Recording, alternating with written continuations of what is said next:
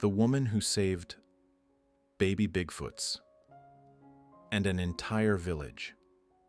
The sound of hunting horns echoed through the mountains, blending with the furious barking of hounds. Torches flickered and swayed, throwing restless light upon faces hardened with hate.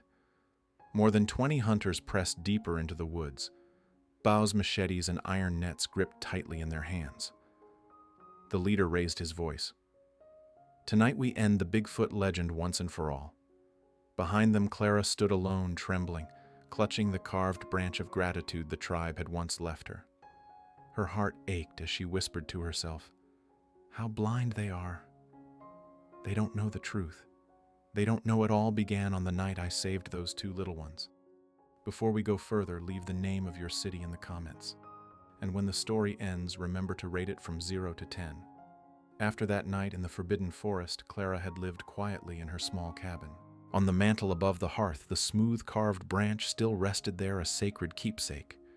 But the villagers saw something different. They only saw the giant footprints vanish into the mist. And to them, the truth was simple: Bigfoot had taken Clara away. When she returned alive, but silent suspicion deepened. "She has made a pact with the beast," they whispered. Fear hardened into hatred, and so they decided a great hunt would be launched to rid the forest of the so-called monster once and for all. Part 1. A Promise in the Dark. Clara sat by the fire, her trembling hand reaching for the carved branch. The two baby Bigfoots had been returned to their tribe, yet their eyes haunted her, their soft cries echoing in her chest. She whispered into the flames, "I promise to protect you. I cannot let them kill you." Outside, the drums pounded, men shouting, preparing nets of iron, cruel spikes, and heavy crossbows. One hunter roared, "How many lives have we lost already? Tonight will be the night of revenge." Clara shivered. She knew if they marched into the Forbidden Forest, not only the tribe of Bigfoot would be in danger, the entire village might meet disaster. The night was black as pitch. Wind howled through the ravines. Torches flared, more than 20 of them. Dogs strained at chains, snarling into the dark. Clara slipped after the hunting party, her heart racing wildly. The leader bellowed, "No one turns back until their blood stains the snow." Their shouts rang through the forest, yet the deeper they went, the heavier the air became. The wind stilled. Even the dogs lowered their tails and whimpered. One of the hunters muttered nervously, "Something's wrong." "Silence," the leader snapped. "Forward." Part 2. Encounter in the Mist. The night fog descended thick and heavy like a vast white curtain, swallowing the Forbidden Forest whole. The flicker of torches trembled in the wind, their pale light devoured by the cold mist after only a few steps. More than 20 villagers, cloaks damp with frost, gripped their spears, axes, and crossbows as they trudged forward. The clinking of chains on the hunting dogs, the crunch of boots breaking the frozen snow, and the rasping of breath wove together into a jagged, chaotic symphony. Clara followed at the rear, each step as heavy as though she were walking into an abyss. Her hand clutched the carved branch of gratitude the Bigfoot tribe had once given her, her fingers trembling so violently that the wood dug into her skin. Her heart pounded furiously, her chest tight, her ears filled with a deafening drumbeat. Every breath she exhaled turned to white smoke, vanishing into the frozen mist. The hounds, usually vicious and eager, were different tonight. At first they snarled and strained at their leashes, but the deeper they marched, the slower their steps became. Their tails tucked, low teeth clamped hard on the ropes, throaty growls rising with unease. One dog suddenly howled a long, chilling note, then locked its legs and refused to move. Its handler, enraged, lashed the whip. The crack of leather split the silence, but the animal collapsed into the snow, trembling violently, shrieking in terror. The entire hunting party froze. A young man stammered, "Something's wrong." But the voice of the leader cut sharp through the air. "Shut it. This is their forest. The sooner we finish this, the better. Move." The air grew thicker, suffocating. The wind had died. The branches no longer whispered. The only sounds left were the crunch of snow under boots, the ragged gasps of fear, and the pounding of blood in their ears. It felt as though thousands of unseen eyes in the darkness were watching their every step. Then, boom! A deep, guttural roar rolled up from beneath the earth like the strike of a colossal drum. The ground trembled under their feet, snow crashing from the treetops, showering down on the hunters' shoulders. The hounds wailed their cries, splitting the air, frantic and unearthly. From the mist, a massive shadow emerged. Its steps gouged deep craters into the snow. Each exhalation blasted out white vapor swirling around its towering frame. Eyes burned red like embers, searing through the darkness and pinning every trembling soul in place. The first roar erupted. It was no mere animal's cry, but a quake, shaking marrow and sinew alike.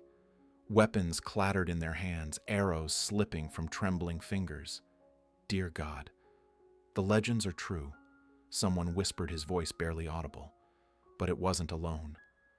Another figure materialized behind it, then another, and another. Within moments, dozens stood tall, their glowing eyes scattered like fiery lanterns in the night. 20, 30, more and more until a vast circle was closing around them. Panic erupted. They've surrounded us. We're trapped. We have to retreat. No, kill them all. The leader, pale and shaking, forced his voice to hold. He raised his bow, the string quivering violently beneath his sweat-soaked fingers. Don't back down, shoot. Thwip and arrow sliced the mist, but it buried itself in the trunk of a massive tree just beside a towering Bigfoot. The answer came instantly. A roar thundered back, rolling like a storm. Branches shook, avalanches of snow poured down. One panicked hunter hurled his spear. The steel tip grazed the flesh of a giant's arm, leaving a smear of blood upon the snow. That was the spark. A chorus of guttural howls shattered the night. The earth convulsed beneath their feet. One Bigfoot leapt forward, slamming a tree with its massive hand. The trunk exploded into splinters, wood fragments whistling through the air and scattering across the hunters' faces. They'll slaughter us, someone screamed, tossing his weapon aside and bolting only to be yanked back by his comrades. The standoff tightened. Only a few paces remained between steel and claw, between men gasping clouds of vapor and beasts bearing ivory fangs, saliva hissing in the frozen air.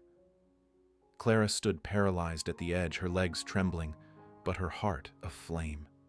She knew one wrong move, a single arrow, and the snow would be stained red with blood. She lunged forward, her voice slicing through the chaos. "Stop, you don't understand." The cry tore through the mist like a blade. Everything froze, hunters and beasts alike. Torchlight danced across Clara's pale face, her eyes glistening with tears but burning with fierce resolve. The villagers erupted in fury. The traitor, she defends the monsters, a burly hunter, charged, machete raised. Clara stumbled, snow bursting under her knees, but she threw her arms wide, shielding the space between the two sides. Her scream shattered in the icy air. "If you must kill, kill me first." The forest held its breath. The world shrank to heartbeats, to the hiss of wind, to the hot, ragged breaths of giants pressing closer. And then something no one could have foreseen happened. Part 3. Clara's Intervention. The forest stood frozen in a breathless silence. Clara's voice still echoed through the mist, trembling yet unyielding.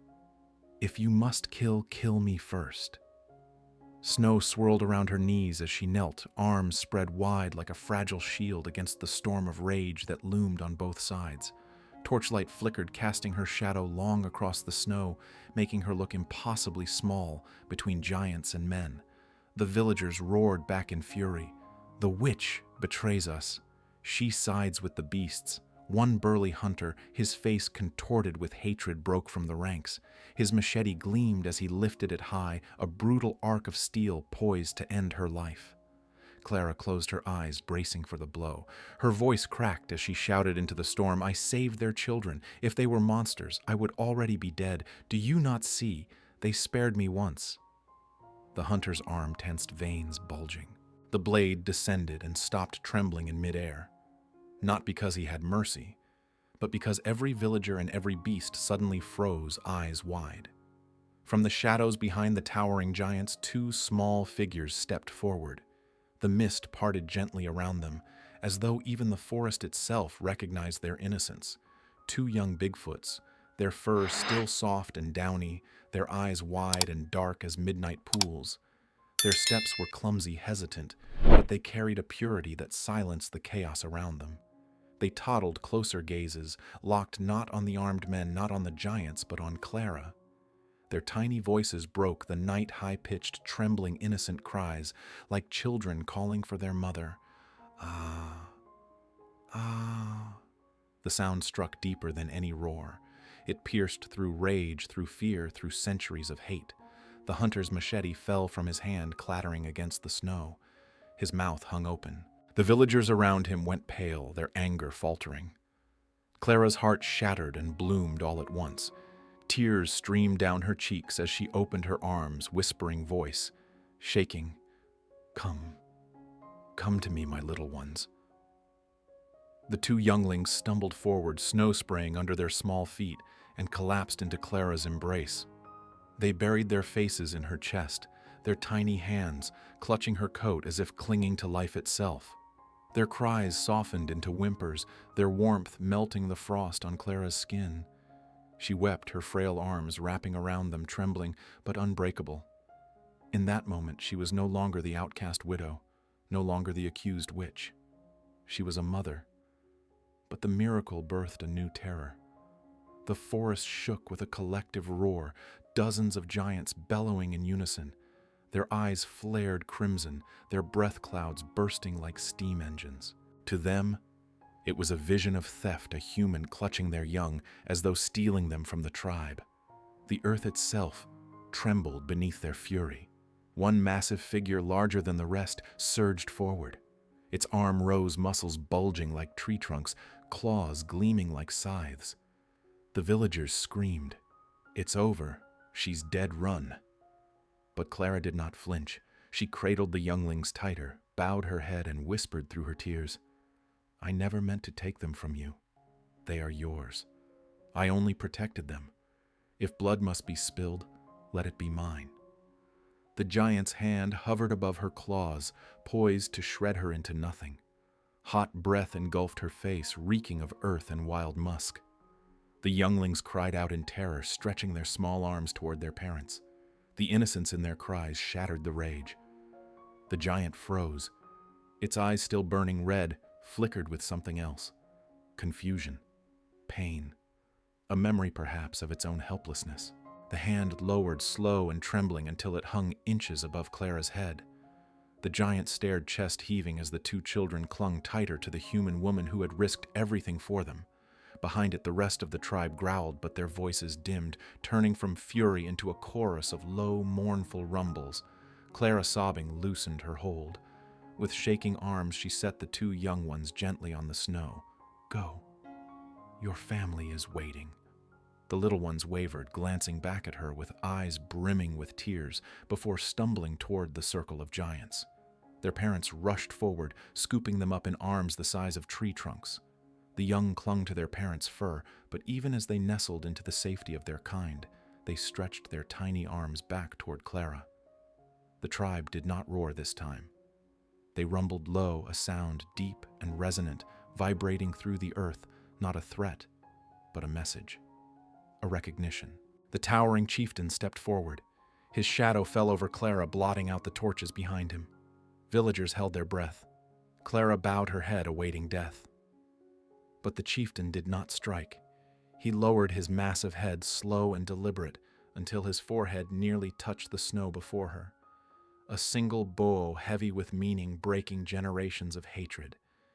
Gasps rippled through the villagers. Weapons slipped from their hands.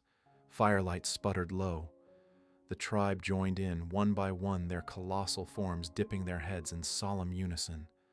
The forest thundered with their voices, no longer savage but reverent. From the ranks another giant approached. In its hand was a branch carved smooth, polished as though by countless hours of labor. It placed the branch before Clara, then stepped back, bowing deeply. Clara's tears blurred her vision. She reached trembling fingers toward the branch, recognizing it at once. A gift, a token of gratitude beyond words. The giants began to retreat, their glowing eyes fading into the mist, their thunderous steps softening until the forest was silent once more. Only Clara remained kneeling in the snow, clutching the sacred branch. Behind her, the villagers stood speechless, their faces pale, their hearts shaken. The woman they had called traitor had saved them all.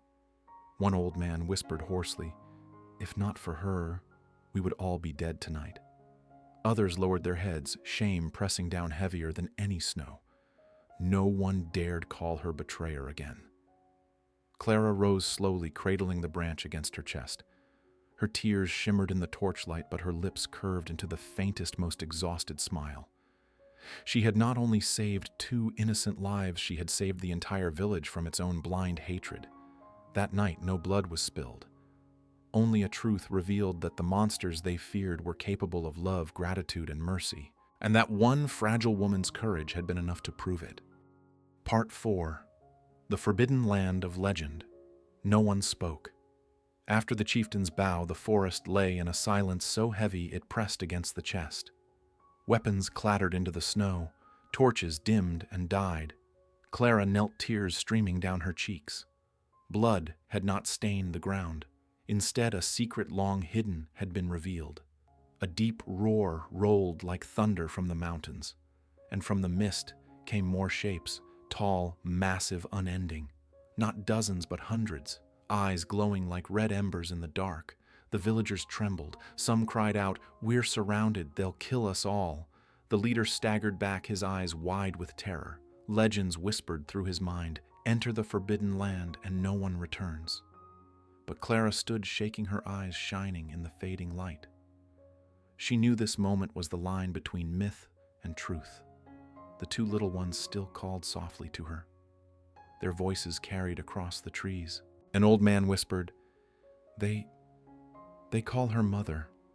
The chieftain approached once more, his shadow swallowing her small figure. His eyes no longer blazed with rage, but with sorrow as old as time. Clara whispered, trembling, "You are not monsters. We were wrong. All these years." The chieftain gave no answer. He simply raised his massive hand and bowed once more. Behind him, the tribe bowed as one. Their voices rose deep and solemn, not fierce, but tender, echoing like the beat of an ancient drum. Then another giant stepped forward, holding a carved branch polished smooth as if by loving hands. It laid the branch at Clara's feet, bowed, and stepped back. Clara's tears flowed freely. She understood this was their token of thanks. Slowly the tribe withdrew, dozens, hundreds melting into the mist. Their breath faded, their footsteps grew faint, until at last the forest was silent again. Clara clutched the branch of gratitude in her hands, standing before the stunned villagers. Some lowered their heads ashamed, others whispered in fear, but none could deny what they had witnessed. By morning, the villagers brought food and firewood to Clara's cabin. They spoke no words, but the truth was clear. The woman they once called a traitor was now the savior of the village. In her cabin by the edge of the woods, Clara sat by the hearth, her weary face softened by the glow of the fire. On the mantel, the carved branch shone like a witness to the truth. That night, Clara had chosen compassion over fear. And sometimes a single heart willing to believe in kindness is enough to save an entire village. If you believe in the power of compassion, share this story. And don't forget to subscribe for the next one.